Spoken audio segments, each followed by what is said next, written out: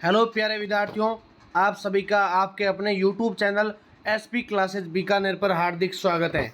आपके लिए लेकर आया हूँ बीएसटीसी फर्स्ट ईयर एग्ज़ाम 2026 जो कि बहुत ही ज़्यादा महत्वपूर्ण व उपयोगी क्लास रहने वाली है आपके लिए।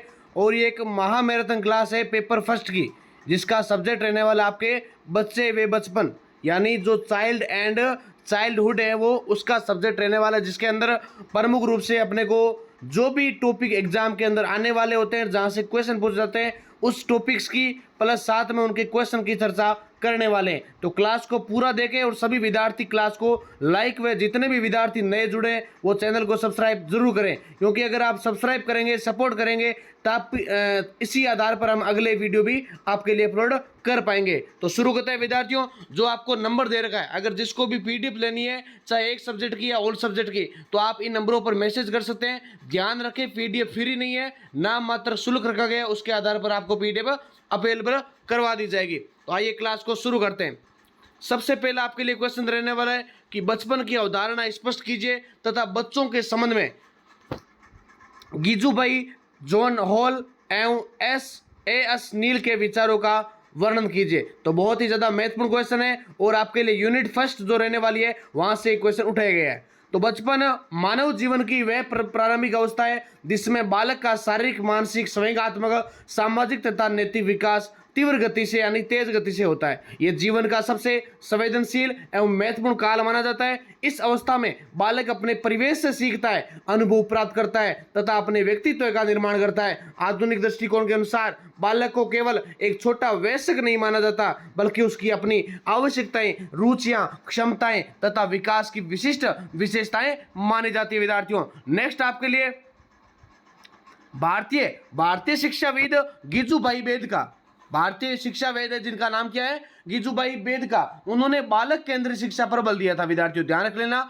बहुत ही ज्यादा महत्वपूर्ण पॉइंट है यहाँ से। उनके अनुसार बालक को प्रेम, स्वतंत्रता तथा आनंदपूर्ण वातावरण प्रदान किया जाना चाहिए। वे शिक्षा को बालक की रुचियों एवं आवश्यकताओं के अनुरूप बनाने के पक्षधर होते हैं। उनका मानना था कि भय और दंड के स्थान पर स्नेह और सहयोग से बालकों का सर्वांगीण विकास संभव हो सकता है। फिर आप उन्होंने बताया जॉन हॉल ने क्या बताया विद्यार्थियों, तो जॉन हॉल को बाल मनोवैज्ञानिक का अग्रदूत कहा जाता है। ये पॉइंट यहां से क्लियर होना चाहिए। बाल मनोविज्ञान का अग्रदूत किसे कहते हैं विद्यार्थियों, जॉन हॉल को कहते हैं। उन्होंने बालकों के विकास का वैज्ञानिक अध्ययन किया तथा वे प्रतिपादन किया कि बाल विकास क्रमबद्ध एवं प्राकृतिक प्रक्रिया है। उनके अनुसार प्रत्येक बालक की विकास गति अलग अलग होती है, इसलिए शिक्षा बालक की विकासात्मक आवश्यकताओं के अनुरूप होनी चाहिए। फिर अगले जो मनोवैज्ञानिक आते हैं विद्यार्थियों, उनका नाम है एस नील। उन्होंने क्या बताया, तो उन्होंने स्वतंत्रता आधारित शिक्षा का समर्थन दिया था। उन्होंने इंग्लैंड के समर हिल विद्यालय की स्थापना की थी। ध्यान रख लेना, ये पॉइंट बहुत ज्यादा महत्वपूर्ण है। उन्होंने इंग्लैंड के समर हिल विद्यालय की स्थापना की थी, जहां बच्चों को अपनी रुचि के अनुसार, अपने इंटरेस्ट के अनुसार सीखने की स्वतंत्रता, लर्निंग बाई उसके आपके सेल्फ के आधार पर स्वतंत्रता, फ्रीडम दी जाती थी। नील का मानना था कि बालक स्वभावतः अच्छा होता है तथा उसे अनावश्यक नियंत्रण और दबाव से मुक्त रखना चाहिए। यानी बच्चों को किसी प्रकार का दबाव नहीं देना चाहिए, बच्चों को किसी प्रकार का क्या नहीं देना चाहिए, नियंत्रण स्थापित, यानी जो दबाव होता है जिसके अंदर हम क्या करते हैं, उसकी रुचि को त्याग कर देते हैं, बल्कि उसको दबाव डालकर उसको बोलते हैं कि इतना % बनाओ, ऐसी शिक्षा प्राप्त करो। इसलिए बोलते हैं कि उसको शिक्षा का उद्देश्य बालक के व्यक्तित्व का स्वतंत्र विकास होना चाहिए। फिर विभिन्न समुदायों ने बचपन की अवधारणा भी भिन्न भिन्न रूपों में दिखाई देते हैं। सामाजिक, सांस्कृतिक एवं आर्थिक परिस्थितियों बच्चों के अनुभवों तथा विकास को प्रभावित करती है। इसलिए प्रत्येक बालक के विकास को उसके सामाजिक संदर्भ में समझा जाना आवश्यक है। अतः कहा जा सकता है कि बचपन जीवन की आधारशिला है। गिजुभाई, जॉन हॉल तथा एस नील के विचार बालक की स्वतंत्रता, गरिमा, रुचि तथा समग्र विकास पर बल देते हैं और आधुनिक शिक्षा के लिए अत्यंत महत्वपूर्ण माने जाते हैं। फिर आपके लिए नेक्स्ट विद्यार्थियों 2 नंबर क्वेश्चन है कि बाल अधिकारों की संकल्पना का वर्णन कीजिए। ये क्वेश्चन आपके यूनिट नंबर 2 से लिया गया, जो वेरी इंपॉर्टेंट है। इस क्लास में आपको पूरा का पूरा सिलेबस अच्छे से कवर करवाया जाएगा। बस आप क्लास को लाइक कर दें और जितने भी विद्यार्थी क्लास को देख रहे हैं चैनल को सब्सक्राइब करना मत भूलें, ताकि आपके लिए क्लासेज और भी ज्यादा लगाई जा सके। फिर दूसरा क्वेश्चन है बाल अधिकारों की संकल्पना। तो बाल अधिकार से तात्पर्य उन अधिकारों से होता है जो प्रत्येक बालक को उसके समुचित विकास, सुरक्षा, शिक्षा तथा सम्मानजनक जीवन के लिए प्रदान किए जाते हैं। बाल अधिकारों का उद्देश्य बच्चों का शोषण, उपेक्षा, हिंसा या भेदभाव से बचाना तथा उसके सर्वांगीण विकास यानी सब तरह से विकास, चाहे वो उसका कौशलात्मक विकास हो, चाहे आध्यात्मिक विकास हो, चाहे लिखने का लेखन कौशल विकास है या अपने श्रुति कटुत्व है, कोई प्रकार के जो उसके विकास होते हैं उसको सुनिश्चित करना होता है। संयुक्त राष्ट्र बाल अधिकार अभिसमय यानी UNCRC ने बच्चों के अधिकारों का विशेष महत्व प्रदान किया है। फिर आपके लिए बाल अधिकारों को मुख्यतः 4 वर्गों में विभाजित किया है। कितने वर्गों में विभाजित हो विद्यार्थियों? 4 भागों में। पहला जीवन का अधिकार, दूसरा विकास का अधिकार, तीसरा सुरक्षा का अधिकार, चौथा सहभागिता का अधिकार। तो जीवन के अधिकार के अंतर्गत स्वास्थ्य, पोषण तथा सुरक्षित जीवन की व्यवस्था आती है। विकास के अधिकार में शिक्षा, खेल, मनोरंजन तथा व्यक्तिगत विकास के लिए अवसर सम्मिलित होते हैं। सुरक्षा के अधिकार के अंतर्गत बाल श्रम, बाल विवाह तथा शोषण से सुरक्षा प्रदान की जाती है। सहभागिता का अधिकार बच्चों को अपनी बात रखने तथा निर्णयों में भाग लेने का अवसर प्रदान करता है। भारत में संविधान तथा विभिन्न कानूनों द्वारा बाल अधिकारों की रक्षा की जाती है। शिक्षा का अधिकार अधिनियम, किशोर न्याय अधिनियम तथा बाल संरक्षण योजनाएं बच्चों के अधिकारों को सुदृढ़ बनाती है। इस प्रकार बाल अधिकार बच्चों के समग्र विकास तथा उनके उज्जवल भविष्य के लिए अत्यंत आवश्यक माना गया है। फिर आपके लिए जो तीसरा क्वेश्चन है, वेरी वेरी इंपॉर्टेंट और सबसे इस यूनिट का सबसे महत्वपूर्ण क्वेश्चन रहने वाला है, यानी यूनिट नंबर 2 है उसका सबसे इंपॉर्टेंट क्वेश्चन है। क्वेश्चन क्या है? निःशुल्क एवं अनिवार्य बाल शिक्षा अधिकार अधिनियम 2009 का वर्णन कीजिए। तो कहीं ना कहीं जो मैं आपको ये क्वेश्चन करवा रहा हूं आपके लिए एग्जाम में आने वाले हैं और लगभग यहां से आपको एग्जाम के अंदर क्वेश्चन देखने को मिलेंगे, तभी आपका विश्वास बढ़ेगा, आपका प्यार बढ़ेगा, आपका सहयोग बढ़ेगा और आगे के पेपर के लिए आपके वीडियो आएंगे विद्यार्थियों। तो निःशुल्क एवं अनिवार्य बाल शिक्षा अधिकार अधिनियम 2009 यानी RT एक्ट 2009 क्या कहता है? बच्चों को शिक्षा का मौलिक अधिकार प्रदान करने वाला महत्वपूर्ण कानून है। यह अधिनियम 1 अप्रैल 2010 से पूरे भारत में लागू हुआ था। इसका उद्देश्य 6 से 14 वर्ष तक के आयु के सभी वर्ग के बच्चों को निःशुल्क और अनिवार्य प्राथमिक शिक्षा कौन सी होती है? जो शुरुआत की शिक्षा होती है कक्षा 1 से 8 तक लेकर 6 से 14 वर्ष के बालक के आप आयु मान सकते हैं। उसके आधार पर जब निःशुल्क शिक्षा दी जाती है, चाहे वो किसी भी वर्ग का है, चाहे अमीर वर्ग का है, चाहे गरीब वर्ग का है, सबको विद्यार्थियों के अंदर क्या दी जाती है? बालकों को अनिवार्य और फ्री शिक्षा दी जाती है। उसके आधार पर इस अधिनियम के अनुसार किसी भी बच्चे से प्राथमिक शिक्षा के लिए कोई शुल्क नहीं लिया जाएगा। प्रत्येक बच्चे को निकटवर्ती विद्यालय में प्रवेश का अधिकार प्राप्त है। विद्यालयों में आवश्यक भौतिक सुविधाएं, योग्य शिक्षक तथा उपयुक्त शिक्षण वातावरण उपलब्ध करवाना अनिवार्य होता है। अधिनियम में यह भी प्रावधान है कि निजी विद्यालय आर्थिक रूप से कमजोर वर्ग के यानी जो प्राइवेट सेक्टर के विद्यार्थी होते हैं उसके अंदर क्या होगा? विद्यालयों के अंदर बच्चे जो होते हैं चाहे कोई भी वर्ग का है, उनको कमजोर वर्ग के बच्चों के लिए 25% सीटें क्या होती है? आरक्षित रखी जाती है। यानी हम देखते हैं कि आजकल प्राइवेट स्कूलों के अंदर क्या होता है? ऐसे विद्यार्थी भी होते हैं जो पैसे देने में सक्षम नहीं होते और उन्हें प्राइवेट शिक्षा भी मिलनी चाहिए, तो वे क्या करते हैं? RT के तहत वे अपना फॉर्म है वो अप्लाई करते हैं, उसके तहत उनको क्या मिलता है? फ्री में शिक्षा मिलती है कक्षा 1 से 8 तक लेकर। ठीक है विद्यार्थियों।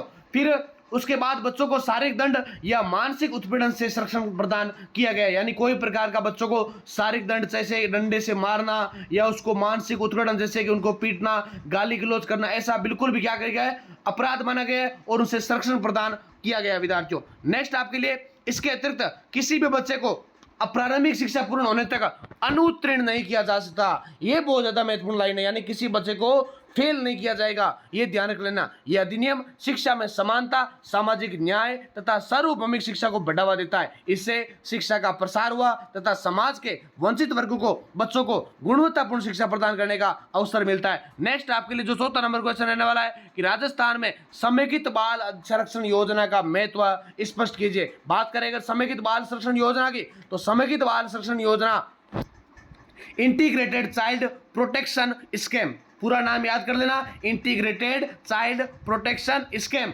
बच्चों की सुरक्षा एवं कल्याण हेतु संचालित एक महत्वपूर्ण योजना है। इसका उद्देश्य ऐसे बच्चों को संरक्षण प्रदान करना है जो किसी कारणवश असुरक्षित, उपेक्षित, शोषित तथा संकटग्रस्त स्थिति में होते हैं। राजस्थान में इस योजना का विशेष महत्व है क्योंकि यह बच्चों के अधिकारों की रक्षा और उसके पुनर्वास का कार्य करता है। फिर इस योजना के अंतर्गत बाल संरक्षण समितियों, बाल कल्याण समितियों, किशोर न्याय बोर्डों और बाल गृहों का संचालित किया गया। अनाथ, निराश्रित, बाल श्रमिक, बाल विवाह से प्रभावित तथा शोषण के शिकार बच्चों को सहायता एवं संरक्षण प्रदान किया जाता है। यानी इसके अंतर्गत कौन कौन आते हैं? एक तो जैसे अनाथ बच्चे होते हैं, एक निराश्रित जिसको कोई पालने पोसने वाला नहीं होता है, जो बच्चे बाल श्रमिक छोटी उम्र में अंदर काम करते हैं, उन बच्चों को इसके अंदर शामिल किया जाता है। जैसे कुछ बच्चे बाल विवाह से ग्रसित हो जाते हैं, उनको भी इसके अंदर शामिल किया जाता है। फिर योजना का प्रमुख उद्देश्य क्या है? तो उद्देश्य बच्चों को सुरक्षित वातावरण उपलब्ध करवाना, इसके अधिकारों की रक्षा करना तथा उन्हें शिक्षा, स्वास्थ्य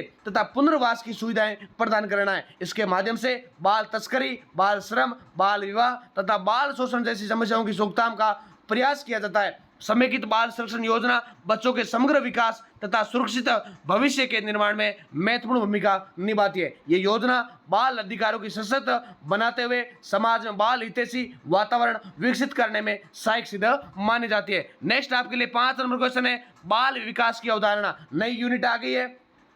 अगली जो आपकी यूनिट नंबर 3 से क्वेश्चन है लघु त्रास में कौन से कि बाल विकास की अवधारणा तथा उसके विभिन्न आयामों का वर्णन कीजिए। अगर बात करें बाल विकास की, तो बाल विकास एक सतत क्रम एवं बहुआयामी प्रक्रिया है जिसके द्वारा बालक के व्यवहार, क्षमताओं, व्यक्तित्व तथा कार्य कुशलताओं में गुणात्मक एवं मात्रात्मक परिवर्तन होते हैं। विकास गर्भावस्था से प्रारंभ होकर जीवन पर्यंत चलता है। यानी जो शुरुआत के अंदर अगर बात करें विकास कब से कब तक चलता है, तो ध्यान रख लेना विद्यार्थियों, विकास गर्भावस्था से जब मां की गर्भ के अंदर शिशु का प्रवेश होता है, जब भ्रूण का बीजावसन होता है, उसके साथ साथ ही क्या हो जाता है, बालक का विकास शुरू हो जाता है और वह जीवन पर्यंत चलता रहता है। ये लाइन आप हमेशा याद रख लेना। चाहे आप कंपटीशन एग्जाम की तैयारी करो, चाहे रीट की करो, चाहे सेकंड ग्रेड की करो या बीएसटीसी का एग्जाम दे रहे हो, आपको ये पता होना चाहिए। फिर अगर बात करें बाल विकास के प्रमुख आयाम की, तो बाल विकास का सबसे पहला आयाम होता है शारीरिक विकास। यानी उसके अंदर कौन कौन से आते हैं? एक तो शरीर की लंबाई होगी, वजन हो गया, मांसपेशी होगी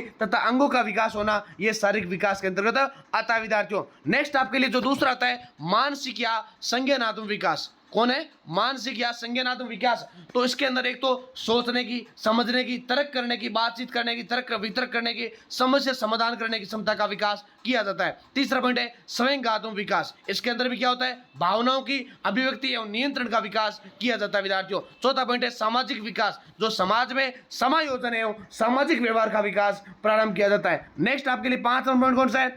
5 नंबर पॉइंट है नैतिक विकास। नैतिक विकास के कौन है? तो नैतिक विकास सही एवं गलत के ज्ञान तथा नैतिक मूल्यों का विकास किया जाता है। अगला छठा पॉइंट है भाषाई विकास। तो इसके अंदर भाषा सीखने, बोलने, पढ़ने, लिखने की क्षमता का विकास किया जाता है। अगर बात करें इसके प्रमुख बिंदु की, विकास के प्रमुख बिंदु की बात करें तो विकास एक सतत प्रक्रिया है। यहां से पॉइंट आप अच्छे से याद कर लेना और एग्जाम के अंदर 100 में से 100% आपको ये क्वेश्चन देखने को मिलने वाला है। चाहे आपके बड़ा वाला क्वेश्चन आ जाए, लघुत्रात्मक आ जाए या छोटा वाला क्वेश्चन आ जाए कि विकास की प्रमुख विशेषताओं का वर्णन करो या विशेषताएं बताओ 4, तो ध्यान रख लेना विकास एक सतत प्रक्रिया है। विकास की गति सभी बच्चों में समान नहीं होती। विकास सामान्य से विशिष्ट की ओर होता है। विकास के सभी आयाम परस्पर संबंधित होते हैं विद्यार्थियों। अतः बाल विकास का उद्देश्य बालक के व्यक्तित्व का सर्वांगीण विकास करना माना गया है। नेक्स्ट आपके लिए 6 नंबर क्वेश्चन है विकास को प्रभावित करने वाले प्रमुख कारकों का वर्णन कीजिए। तो प्रमुख कारक कौन कौन से हैं उसको अगर देखने से पहले बता देता हूं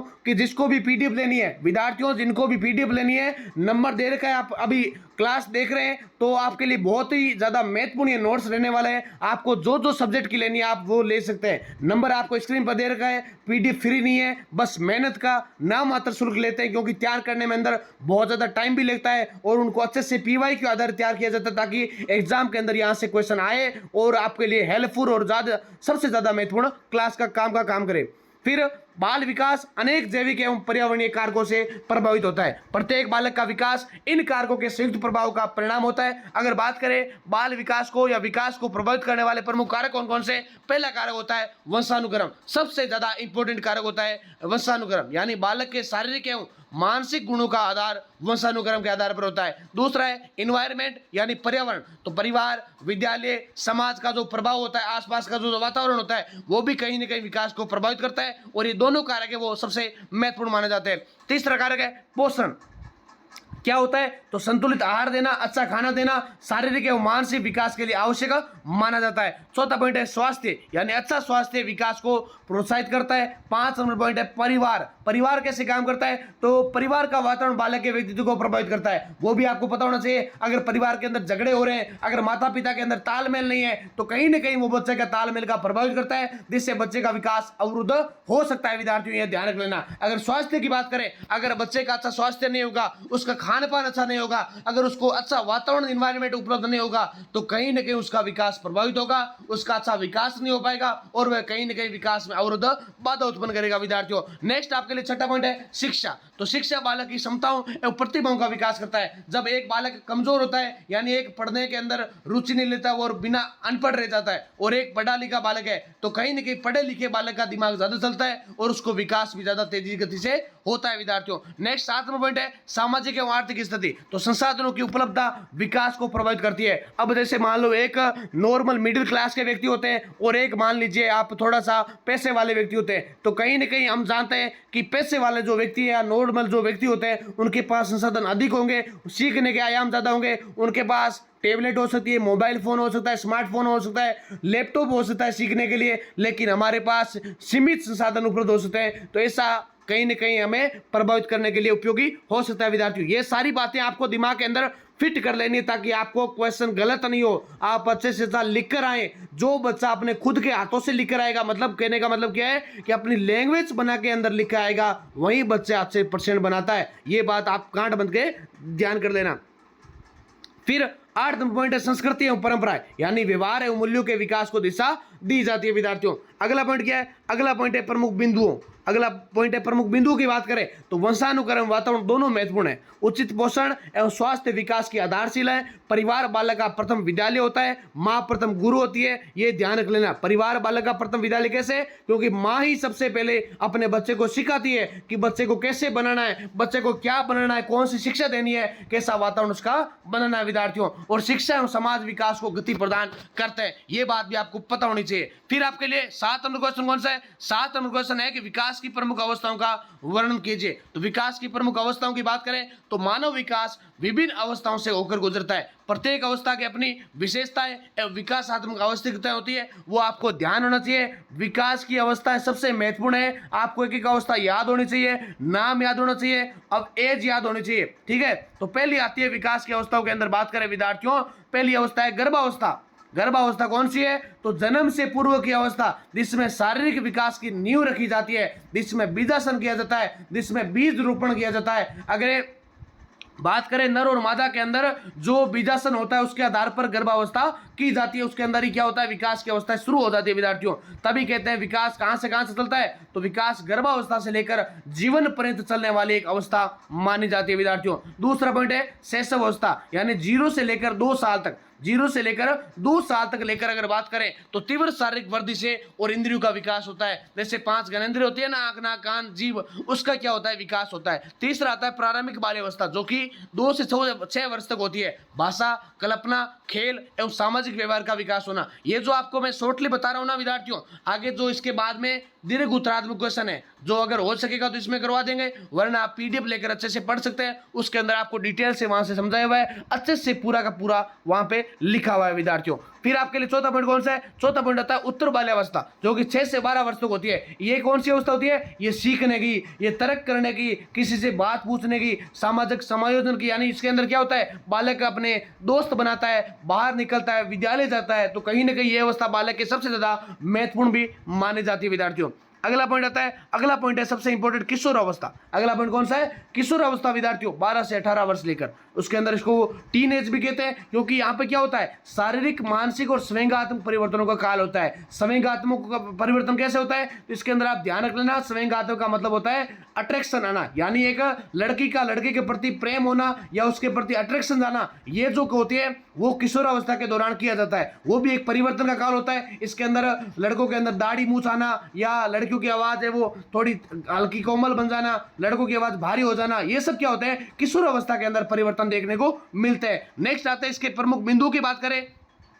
तो प्रत्येक अवस्था की अपनी विशेष आवश्यकताएं होती है। जैसे विकास कर्मी के निरंतर होता है, पूर्व अवस्था का प्रभाव अगली अवस्था पर पड़ता है, बालक का सर्वांगीण विकास सभी अवस्थाओं में आवश्यक माना जाता है। अतः विकास की अवस्था का ज्ञान शिक्षक एवं अभिभावकों के लिए अत्यंत महत्वपूर्ण माना गया है। नेक्स्ट आपके लिए 8 नंबर क्वेश्चन है, वर्दी एवं परिपक्वता में अंतर स्पष्ट कीजिए। तो दोनों शब्द एक जैसे देखने को लगते हैं, लेकिन आपको यह भी पता होना चाहिए ना कि वर्दी क्या होती है, परिपक्वता क्या होता है, विकास क्या होता है। क्योंकि वर्दी और विकास वैसे तो देखने में एक जैसे लगते हैं, बिल्कुल उसमें अंतर पाया जाता है। तो वर्दी एवं परिपक्वता शारीरिक विकास की गुण महत्वपूर्ण प्रक्रिया होती है, जो दोनों एक दूसरे से संबंधित होते हुए भी क्या होती है, भिन्न होती है। सबसे पहले बात करते हैं वर्दी की, यानी वर्दी का इंग्लिश में क्या होता है, ग्रोथ। वर्दी को इंग्लिश में कहते हैं ग्रोथ। ध्यान रख लेना, वर्दी से आशय शरीर के आकार, लंबाई, वजन एवं अंगों का आकार में होने वाली वृद्धि से।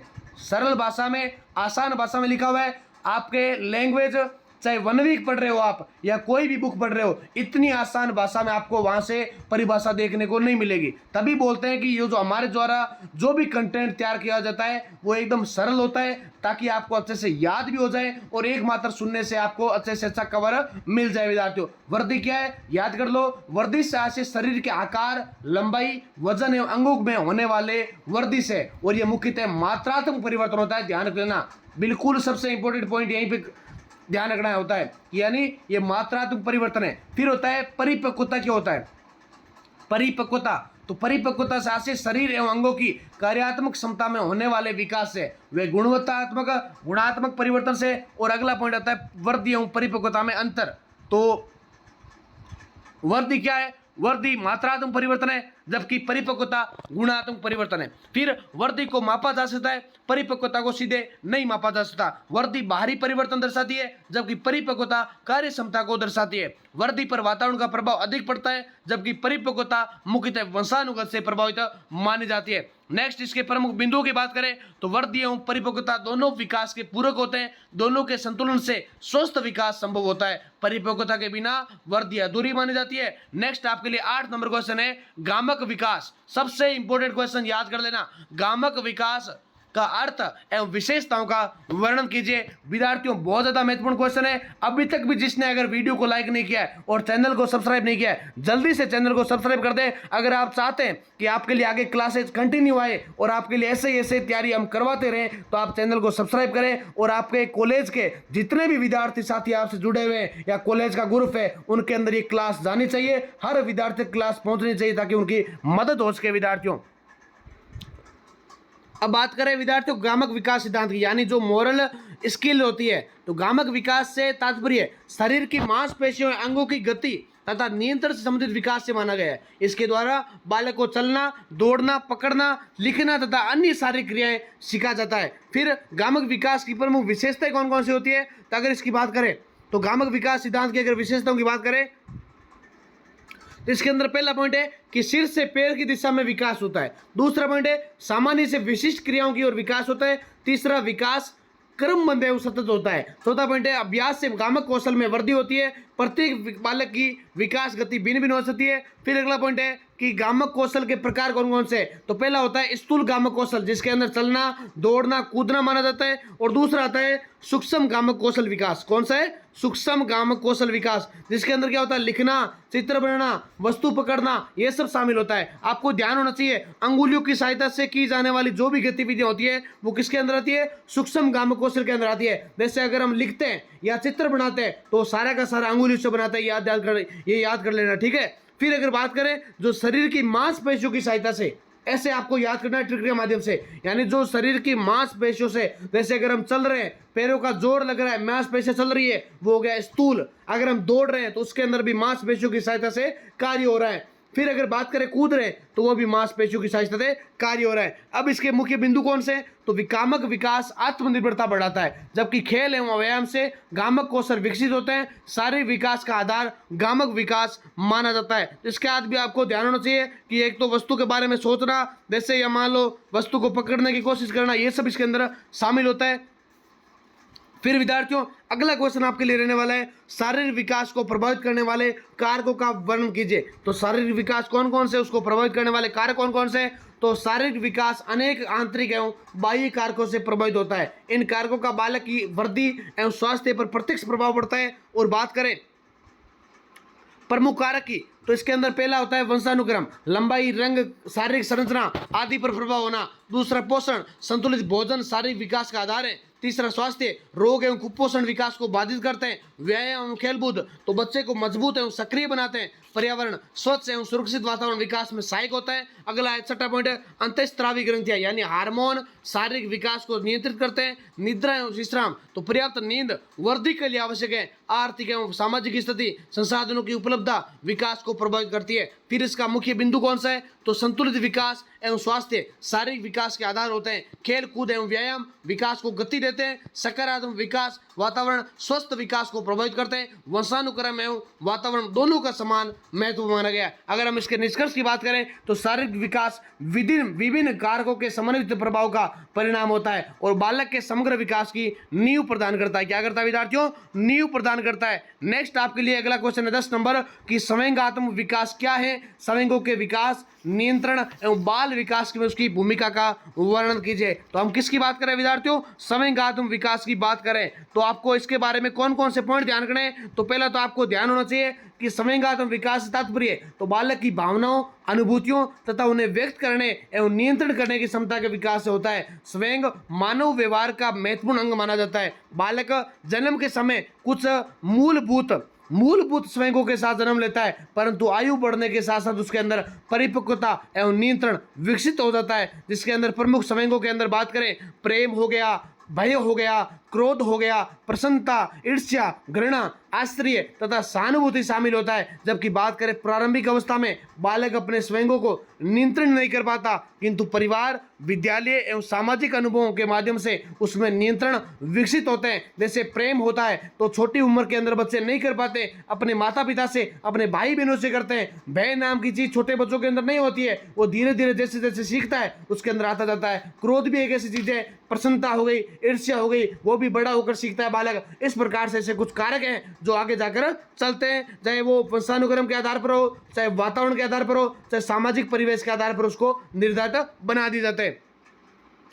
फिर विद्यार्थियों इससे स्वयं नियंत्रण के उपाय क्या है? तो पहला पॉइंट है प्रेम पूर्ण एवं सुरक्षित वातावरण को प्रदान करना। दूसरा खेल कूद एवं रचनात्मक गतिविधियों से भागीदारी लेना। तीसरा सकारात्मक पॉजिटिव अनुशासन बनाना। और चौथा आत्मविश्वास एवं आत्मनियंत्रण का विकास करना। छठा 5वां पॉइंट है उचित परामर्श एवं मार्गदर्शन देना। तो बाल विकास में संवेगों की भूमिका क्या रहती है? तो व्यक्तित्व निर्माण में सहायता होना, सामाजिक संबंधों को मजबूत बनाना, सीखने की प्रक्रिया को प्रभावित करना, आत्मविश्वास एवं आत्मसम्मान का विकास करना। अगला पॉइंट है मानसिक स्वास्थ्य को सुदृढ़ बनाना। स्वयंगात्मक विकास बालक के सर्वांगीण विकास की आधारशिला है। संतुलित संवेग बालक को सामाजिक, मानसिक तथा नैतिक रूप से परिपक्वता बनाते हैं। इसलिए शिक्षक एवं अभिभावकों को दायित्व है कि वे बच्चों को ऐसा वातावरण प्रदान करें जिसमें उनके संवेगों का स्वस्थ विकास हो सके। ध्यान रख लेना विद्यार्थियों, जो भी आप अभी क्लास देख रहे हैं ये सभी विश्वविद्यालय के रहने वाली है, क्योंकि जो अपने बीएससी फर्स्ट ईयर का ये जो पेपर है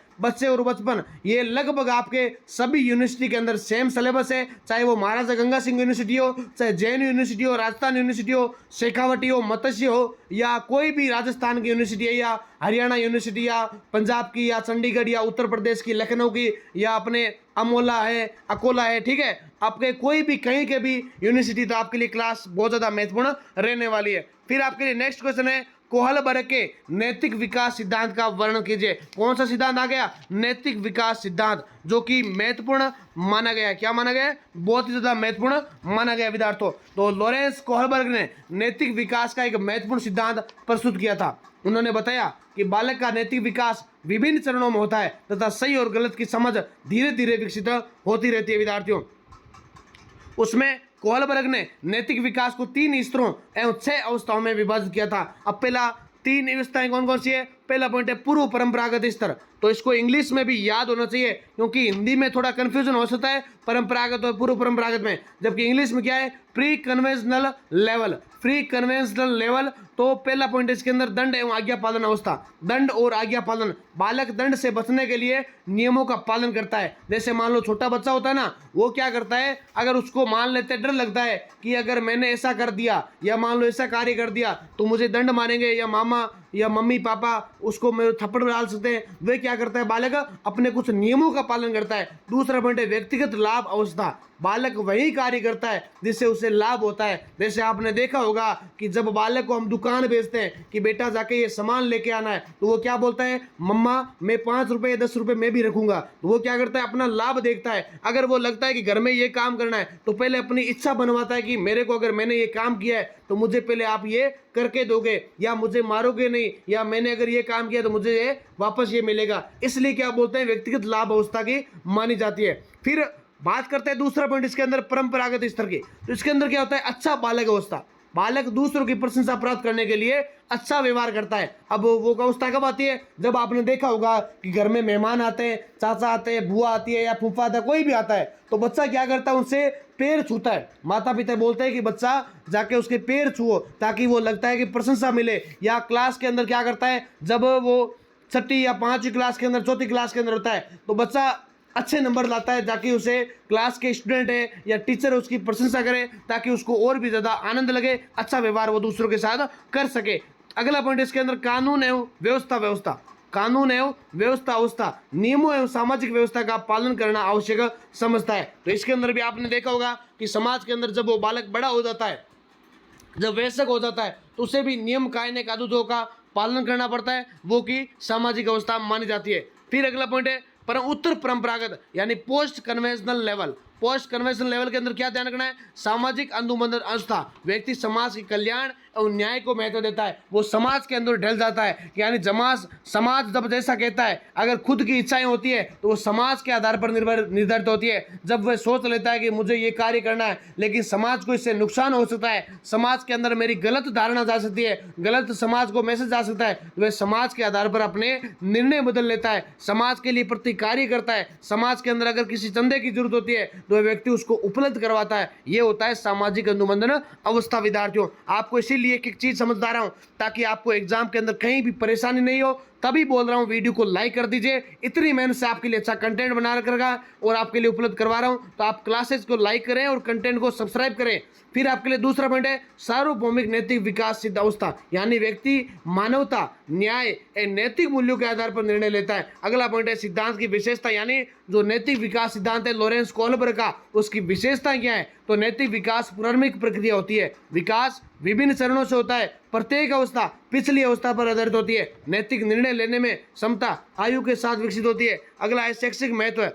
तो शैक्षिक महत्व की बात करें तो विद्यार्थियों में नैतिक मूल्यों का विकास होता है, जिम्मेदारी एवं अनुशासन की भावना का निर्माण होता है, सामाजिक समायोजन में सहायता मिलती है, सही निर्णय लेने की क्षमता का विकास होता है। अतः कोहलबर्ग का सिद्धांत नैतिक विकास को समझने का वैज्ञानिक एवं व्यवहारिक आधार प्रदान करता है तथा शिक्षा के क्षेत्र में अत्यंत महत्वपूर्ण माना जाता है। विद्यार्थियों, नेक्स्ट आपके लिए 12 नंबर क्वेश्चन है, समाजीकरण का अर्थ, प्रक्रिया तथा लाभ प्रमुख संस्थाओं का वर्णन कीजिए। बात करें अगर समाजीकरण की, तो अगली यूनिट आ गई, दूसरी यूनिट चेंज हो गई है। समाजीकरण का वह प्रक्रिया है जिसके माध्यम से बालक समाज के नियमों, मूल्यों, परंपराओं एवं व्यवहारों को सीखता है तथा समाज का एक जिम्मेदार सदस्य बन जाता है। समाजीकरण जन्म से प्रारंभ होकर जीवंत पर्यंत चलता है। समाजीकरण की अगर प्रक्रिया की बात करें तो इसके अंदर देखते हैं, पहले पॉइंट आता है अनुकरण, दूसरा सुझाव, तीसरा पहचान, चौथा सामाजिक सहभागिता, पांचवा अनुभव एवं सीखना। अगला पॉइंट है समाजीकरण की प्रमुख संस्थाएं कौन सी है, तो पहली संस्था है परिवार। परिवार क्या काम करती है, तो परिवार के अंदर आपको पता होना चाहिए कि समाजीकरण की प्रथम एवं सबसे महत्वपूर्ण संस्था है। बालक भाषा, आदतें, मूल्य एवं व्यवहार परिवार से सीखता है। विद्यालय क्या सिखाता है, विद्यालय अनुशासन, सहयोग, नेतृत्व एवं सामाजिक उत्तरदायित्व विकास करता है। मित्र मंडली क्या करती है, मित्र मंडली समूह बालक में सहयोग की भावना, प्रतिस्पर्धा आपस में प्रश्न पूछते रहते हैं कि मुझे इतने याद हुए, तुम्हें कितने याद हुए। उससे क्या होती है, प्रतिस्पर्धा बढ़ती है,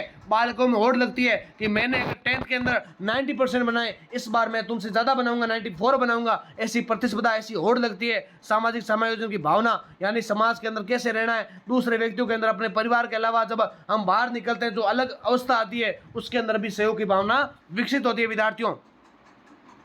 फिर बात करें समुदाय एवं पहचान समाज की। समुदाय भी होता है, समाज भी होता है, तो सामाजिक मान्यताओं एवं सांस्कृतिक मूल्यों का उसमें प्रदान होता है। शिक्षक की बात करें तो शिक्षक बालक के व्यक्तित्व निर्माण एवं नैतिक विकास में महत्वपूर्ण भूमिका निभाता है। मीडिया, सोशल मीडिया, समाचार, इंटरनेट, समाचार संचार माध्यम बालक के विचारों एवं व्यवहार को प्रभावित करते हैं। जैसे अगर समाज के अंदर वो देखता है, जैसे फिल्म देखेगा, जैसी गलत धारणा वाली फिल्म देखा, तो कहीं ना कहीं उसके विचार भी वैसे होंगे। अगर वो आध्यात्मिक, अगर सत्संग, अगर भागवत देखेगा या अच्छा ज्ञान प्राप्त करेगा, तो कहीं ना कहीं वो समाज के अंदर वैसी बातें करेगा। बड़ों के साथ अगर बैठेगा तो बड़ा समाज के अंदर उसको ऐसा शिक्षा प्राप्त मिलेगी। तभी बोलते हैं समाजीकरण की ऐसी प्रक्रिया सबके लिए महत्वपूर्ण है, और समाजीकरण के बिना कुछ भी संभव नहीं होता। फिर आता है समाजीकरण का महत्व, तो व्यक्तित्व विकास में सहायक होता है, सामाजिक मूल्यों का विकास होता है, सामाजिक समायोजन की क्षमता का निर्माण होता है, जिम्मेदार नागरिक बनाने में सहायक होता है। अतः समाजीकरण बालक को समाज के अनुरूप ढालने तथा उसके सर्वांगीण विकास में महत्वपूर्ण भूमिका निभाता है। नेक्स्ट आपके लिए 13 नंबर क्वेश्चन कौन सा है,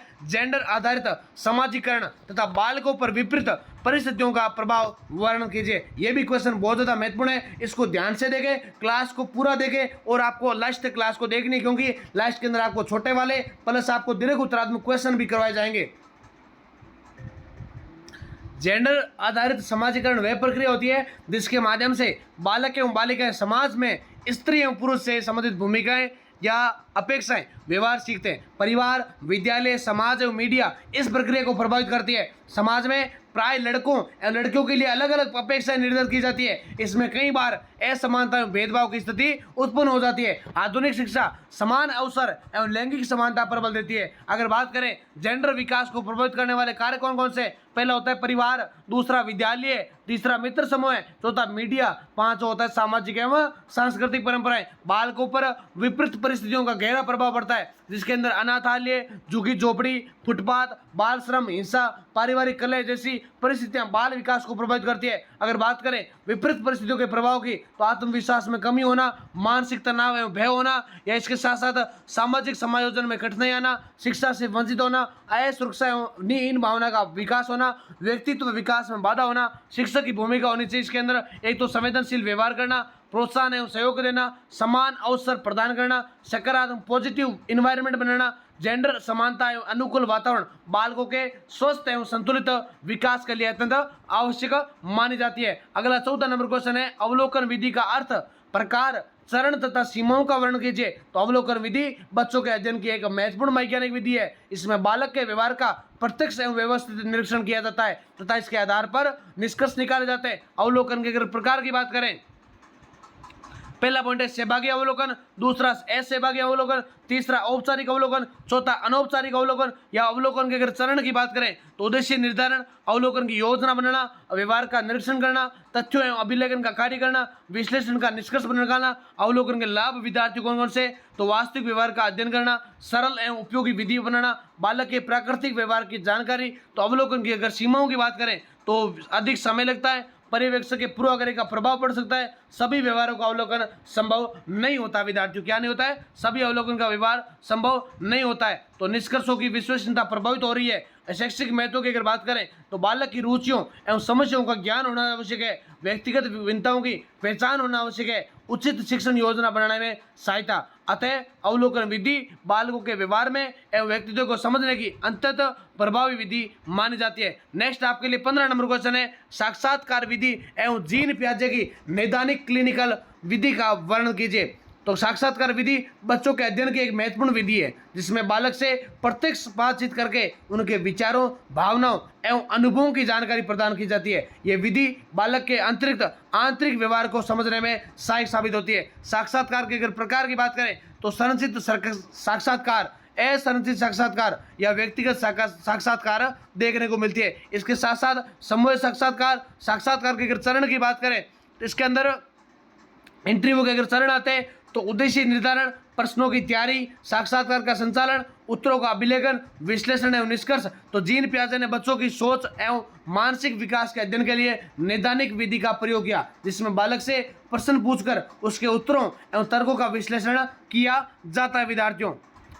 फिर क्लिनिकल विधि की विशेषताओं की अगर बात करें तो इसके अंदर आपको ध्यान होना चाहिए, एक तो लचीली एवं संवादात्मक विधि है, बालक की विचार प्रक्रिया को समझने में सहायक होती है, संज्ञानात्मक विकास के अध्ययन में सहायक उपयोगी होती है। साक्षात्कार की अगर सीमाओं की बात करें तो उत्तरों की सत्यता पर संदेह हो सकता है, समय एवं कौशल की आवश्यकता होती है। इसके साथ साथ आपको ध्यान होना चाहिए कि साक्षात्कार का प्रभाव पड़ा सकता है और शैक्षिक महत्व है, बालक की मानसिक अवस्था का विज्ञान होता है, सीखने की कठिनाइयों की पहचान होती है, परामर्श एवं मार्गदर्शन में सहायता होती है। अतः साक्षात्कार एवं क्लिनिकल विधि बच्चों के अध्ययन की प्रभावी तकनीकें होती है जो शिक्षक के बालक के व्यवहार, सोच एवं विकास को समझने में सहायता प्रदान करती है विद्यार्थियों। नेक्स्ट आपके लिए छोटे वाले महत्वपूर्ण क्वेश्चन है जो आपको अच्छे से देख लेने। मैं आपको एक क्वेश्चन करवा रहूंगा, बाकी आप पीडीएफ में अच्छे से देख लेना। पहला क्वेश्चन जैसे हो गया अति लघुतरात्मक, जो आपके छोटे वाले 2 नंबर के क्वेश्चन आते हैं, यहाँ जहाँ से आपके एमसीक्यू क्वेश्चन सही होने के चांस रहते हैं, वो आपके लिए क्वेश्चन लेकर आ रहा हूँ। बचपन की आधुनिक अवधारणा क्या है? तो आधुनिक अवधारणा के अनुसार बालक एक स्वतंत्र व्यक्तित्व है, उसे केवल छोटा वयस्क नहीं माना जाता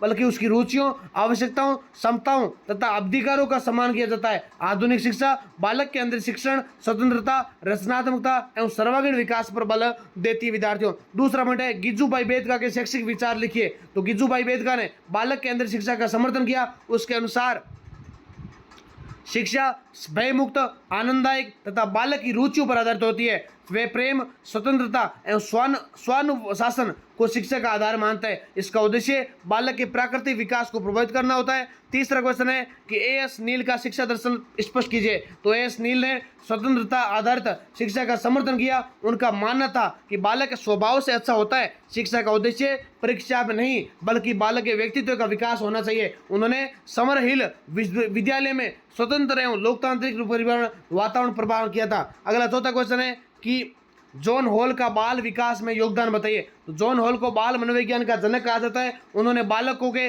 विकास का वैज्ञानिक अध्ययन किया। उनके अनुसार बाल विकास प्राकृतिक क्रमबद्ध प्रक्रिया है। उन्होंने क्रियात्मक विकासात्मक अवस्थाओं को समझने तथा बाल अध्ययन को वैज्ञानिक आधार प्रदान किया था। अगला 5 नंबर क्वेश्चन क्या है? 5 नंबर क्वेश्चन है कि बाल अधिकारों का अर्थ एवं महत्व बताइए। तो विद्यार्थियों जिसको भी पीडीएफ लेनी है ना, नंबर दे रखे आप यहाँ से मैसेज कर लीजिए। तो बाल अधिकार वे अधिकार है जो प्रत्येक बच्चे को सुरक्षा, शिक्षा, स्वास्थ्य तथा विकास हेतु प्राप्त होते हैं। इसका उद्देश्य बच्चों को शोषण, भेदभाव एवं हिंसा से बचाना है। बाल अधिकार बच्चों के सम्मानपूर्ण एवं सुरक्षित जीवन की आधारशिला मानी गई है।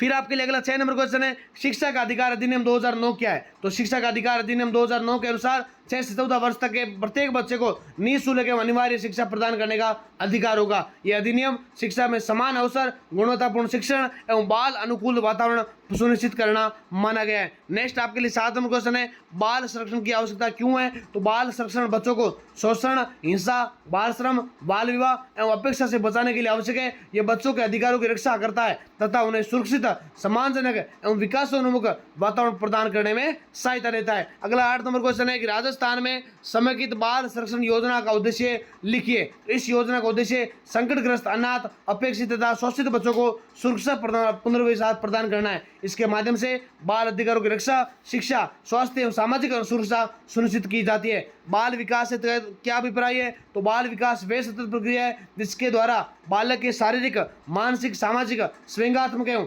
नैतिक पक्षों में परिवर्तन किया जाता है विद्यार्थियों। और अगला 10वां क्वेश्चन है कि विकास के प्रमुख आयाम कौन कौन से? तो विकास के प्रमुख आयाम शारीरिक, मानसिक, सामाजिक, स्वयंगात्मक, नैतिक, भाषाई विकास माने जाते हैं। ये सभी आयाम परस्पर जुड़े हुए होते हैं तथा बालक के व्यक्तित्व के सर्वांगीण विकास में योगदान देते हैं। विकास को प्रभावित करने वाले अगर कारकों की बात करें तो इसके अंदर विकास को वंशानुक्रम, इन्वायरमेंट, पोषण, स्वास्थ्य, शिक्षा, परिवार, संस्कृति एवं सामाजिक परिस्थितियां प्रभावित करती है। इन सभी कारकों में संयुक्त प्रभाव से बालक का परिपक्वता व्यक्तित्व निर्मित होता है। अगला 12 नंबर क्वेश्चन है विकास के चरणबद्ध सिद्धांत को स्पष्ट कीजिए। तो चरणबद्ध सिद्धांत के अनुसार विकास निश्चित रूप से विभिन्न अवस्थाओं से होकर गुजरता है। प्रत्येक अवस्था में अपनी विशेषताएं एवं आवश्यकताएं होती है। कोई भी अवस्था छोड़ी नहीं जा सकती तथा प्रत्येक अवस्था अपनी अवस्था की नींव होती है। अगला 13 नंबर क्वेश्चन क्या है? प्रारंभिक एवं परवर्ती अवस्थाओं में अनुभवों का विकास पर एक प्रभाव लिखिए। तो प्रारंभिक अनुभव बालक के व्यक्तित्व एवं व्यवहार की आधारशिला रखते हैं, जबकि परवर्ती अनुभव उन्हें परिष्कृत एवं